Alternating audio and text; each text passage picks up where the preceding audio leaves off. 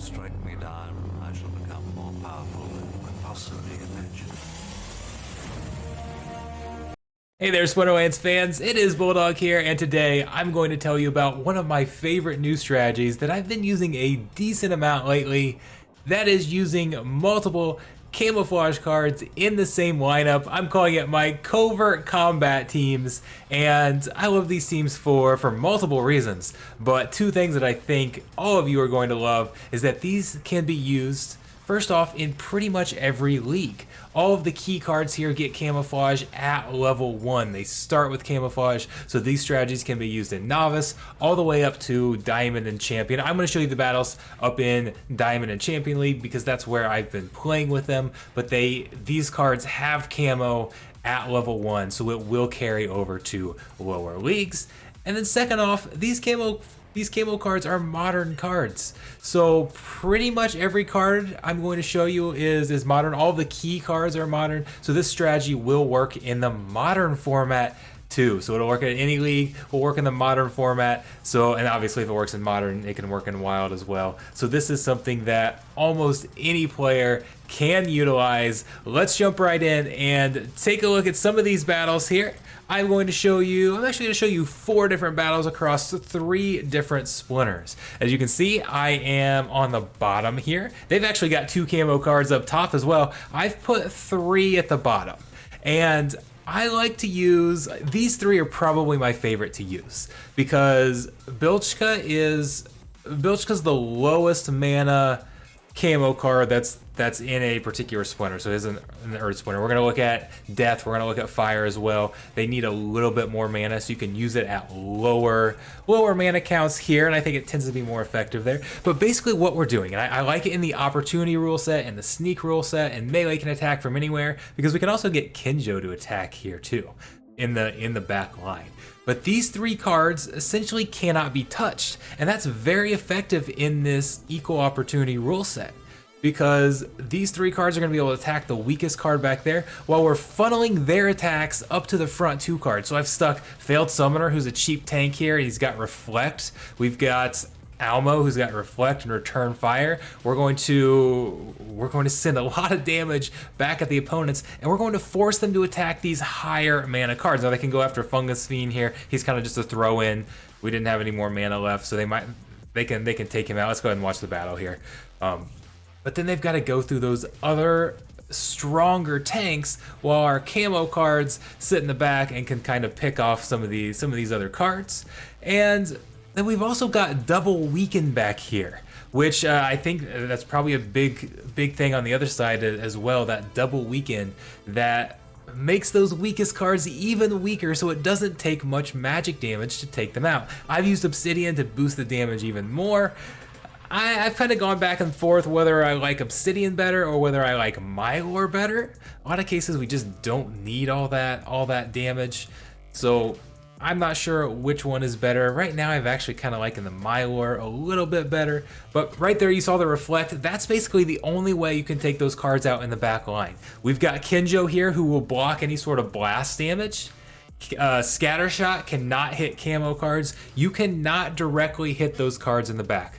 And Kinjo's not susceptible to thorns, so you can't hit him at all until you take those frontline cards out, and that's working very well. Let's move over. I'm going to show you Earth one more time. I said I like Mylor too. Here's a version of Mylor. Again, they've got that scatter shot in the back. It doesn't matter. They can only hit these first cards. This is only 15 mana here, guys. 15 mana. We've got 2 mana up with Kinjo, 3 mana with Bilchko, 4 mana with Dr. Blight. So that's 9 mana for the key cards up there, and then you can get whatever tanks you want to kind of absorb some damage up front. Can't get around it with Sneak. You can't get around it with Snipe, with Scattershot, anything like that. So, once again, I like it in the opportunity because it allows us to attack the weakest cards while they cannot attack the weakest cards, at least not the back 3. They can go after the weakest ones up front, but we're funneling into those weaker cards. So it works really well in opportunity, but it doesn't have to be opportunity. We'll show you some other rule sets as well that can work even outside of opportunity. You can see how well this works using, like, we didn't have enough mana here, but using Mylor plus Almo is really good because then they have to go through Almo, and he's got Thorns, Return Fire, and Magic Reflect, and you can't get around him, so that can be a nice combo. There are various different combos and different strategies, but let's move on to a different Splinter here. Let's move on to Death. So we're gonna go ahead and play it here, but it's the same type of thing. You've got these 3 cards in the back. This is the sneak rule set and a blast rule set. They can't blast away those cards in the back. We've got Kinjo blocking that blast. And I went with Ouster here because I didn't have a lot of mana up front. Again, we're doing this in kind of low mana, right? So I went with a tank up front in Crit Beetle that has shield. He's got a decent amount of armor, has shield. So if they went ranged or melee, which is what they happen to do, then he's gonna be a very nice little tank up there. And then if they went magic damage with that blast, I was going to be reflecting the main damage, reflecting the blast damage back as well. Very nice when they hit Kinjo with blast, when he's got that return or that magic reflect, they hit him with magic blast. The blast doesn't hit him, but he still sends the magic reflect back. So I was kind of playing for multiple teams there, and a very balanced team. Worked extremely well. Let's go look at one more. Let's go look at the fire element up here. So this time we have a fire card, Countess Sanash, who has blast, opportunity. We said we like this with opportunity, right?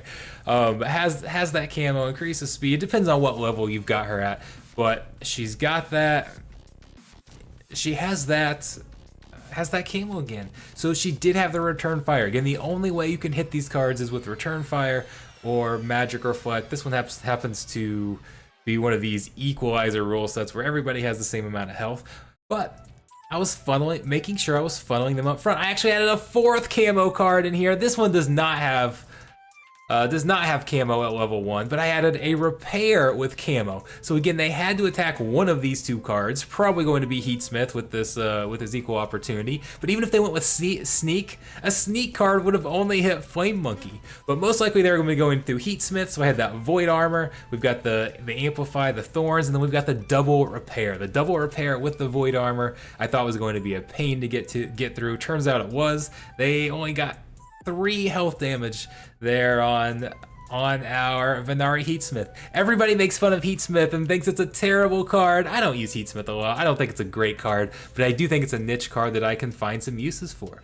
And I like the use case here, funneling it to a cheap Void Armor card that, okay, we had an equalizer, right? So you try to find it's gonna have all that health, the same amount of health that everybody else has. My opponent luckily for us, brought in a ton of health with him.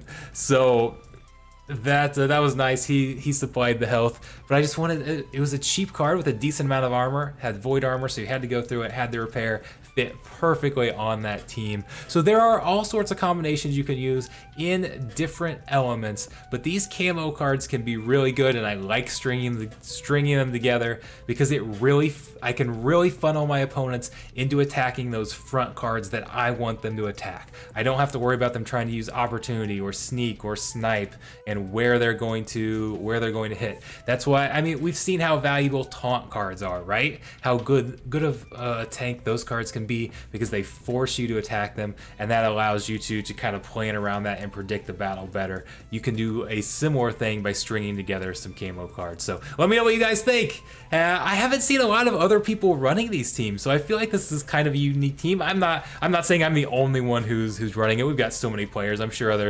other people have figured this out as well, but it doesn't seem like it's a common strategy. So let me know if you guys are able to use this. Link some battles down below. As always, I love seeing when people are able to watch some of my videos, go put them to use in the game, and actually get some wins out of it. So I love when you guys link those battles. I appreciate it. So and again, these are not unbeatable teams by any means. Sometimes people get mad. Oh, I tried this team that you recommended and I lost. Well, the great thing about the game is with all the different situations you can be in, there is very rarely an unbeatable team.